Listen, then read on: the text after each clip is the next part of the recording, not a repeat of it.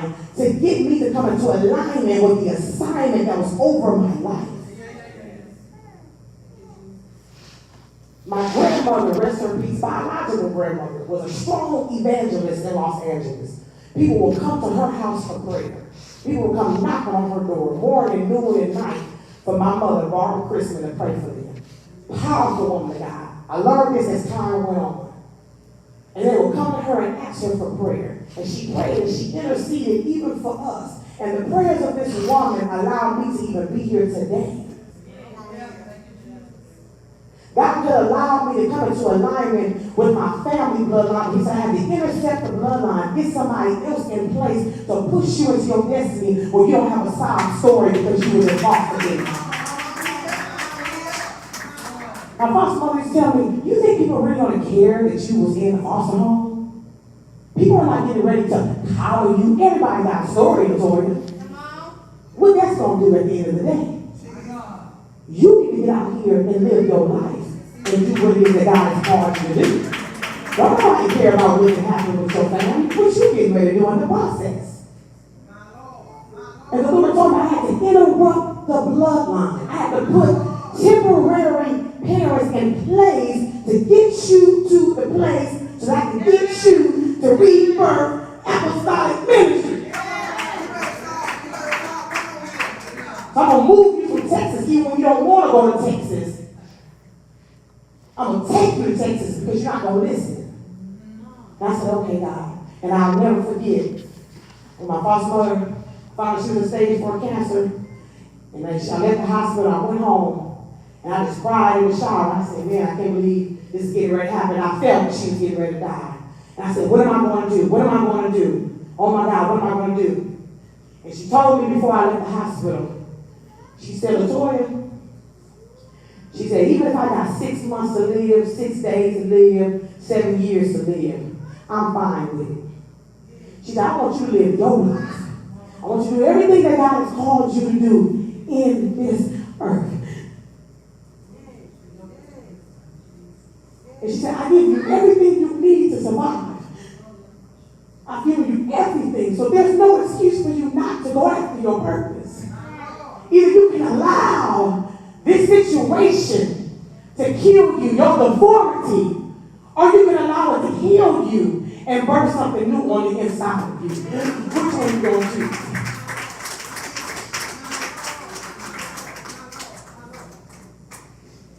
There's a lot of Mephibosheths out here sitting in a place of defeat.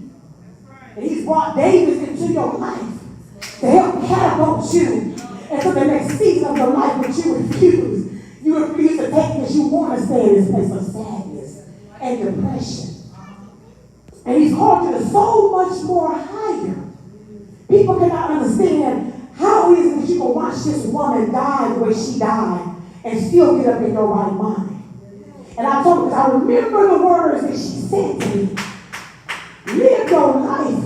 Lord, don't worry about me. I've lived my life.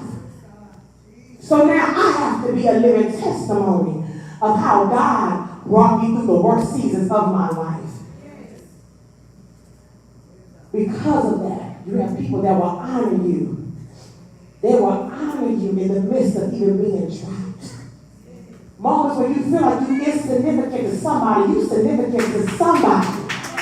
Whether you know it or not. I get random people, Muslims, that inbox me on Facebook asking me to pray for you. And you're a full-blown Muslim. I just know there's something. God is in you. I know. Can you pray for me? Full-blown Muslims. Atheists. Can you pray for me, please? Even when you feel like you're insignificant because you got one person on your life, you don't know who life you are impacting.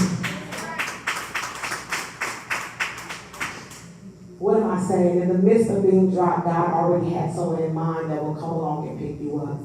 Whether it's a midwife, a grandmother, a sister in Christ, a brother in Christ to tell you that it's time to get up and take up your bed and walk. It's time to come out of Lodabar and live in the land that is flowing with milk and honey. Even in verse 8 of chapter 9, when Mephibosheth referred to himself as a dead dog, his self-esteem was so low, he looked at himself as a dead dog. There are many people in this house that go home and you just tear yourself down. I'm just a dead, dirty dog. Don't nobody want me. Don't nobody want to do me. And your words have power. God showed him, and I'm eventually coming to a close, God showed him to be worthy to sit at the king's table and to be served for the rest of his life. At your lowest empty place, God still will show you that you are royalty in his eyes. He will sit you up high in places that people never thought that you would ever sit because of your determination to live. But Shantay wanted to live. Psalms 35. You can start playing. Psalms 35.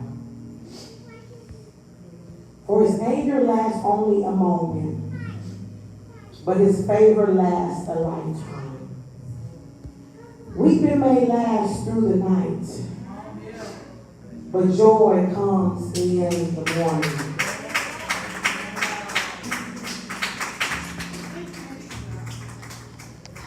As I close, Mephibosheth counted himself out long time ago, but God did not. I leave with this. There are some Davids that have come along to be a blessing in your life. But because of the thought of being dropped, bruised, rejected, the love that God is trying to show you, you throw his people away. When you don't heal for real, you will cause those who clearly you know are here to love you. But you will close out that because you really, really never knew what love really looks like. Love was always verbal abuse. Love was always me doing everything and the other person just taking and pulling from it. Love was physical abuse. Love was the leaders just using me but never wanted to use me for real for my gifts. So now when I come into the house of the Lord, I don't want to do nothing. I've been molested and rejected. I don't want to have sex with my husband because every time I get ready to lay down here, I'm reminded of what the molester did to me. So I can't fully open myself up to you because I'm still stuck in a place of lower bar. So now I'd rather go into a place of an orphan and feel defeated, not show up for my assignment. And instead of me being honest, I will allow people to be assigned to me. And in the process of them being assigned to me, I drop somebody accidentally. Because I choose not to heal. So now I'm a Mephibosheth is crippled.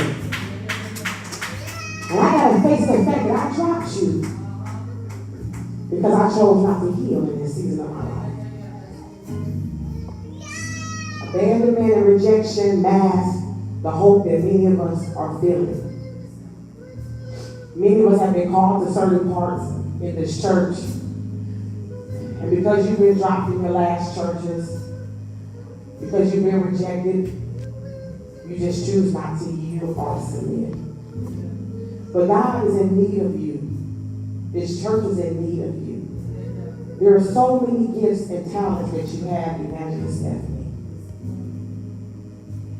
Continue to allow the enemy to get into your mind and take you into cycles. People will kill themselves before they even get to the destiny. You have to know without a shadow of a doubt who you've been called to and what. The true God that you serve. When many of us said before we got ordained, God, I could have been dead, sleeping in my grave, but he allowed you to put a stamp on your name as a pastor. How dare you, Latoya, neglect the people? And you took an oath before me that you will be the shepherd, that you will pull these people back, and it's not about you, but you have totally dropped your assignment, and now Mephibosheth is crippled. What are you going to do?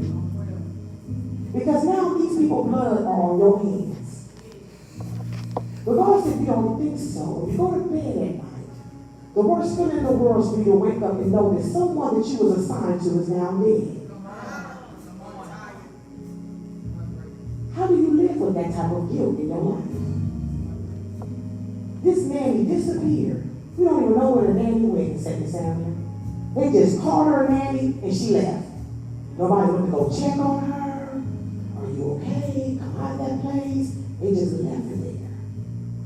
And when she was like, move on. Everyone stay with you. You dropped me and I can't get up.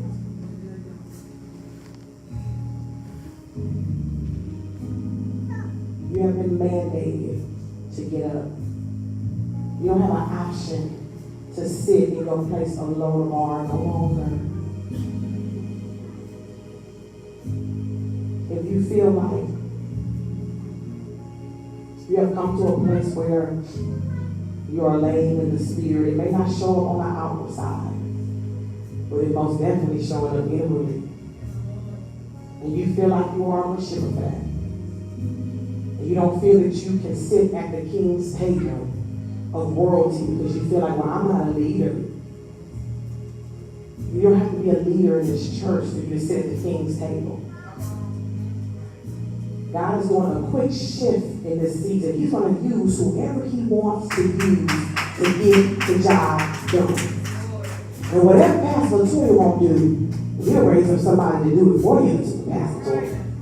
Whatever you ain't willing to submit to, Pastor, I'll raise somebody else up in your place.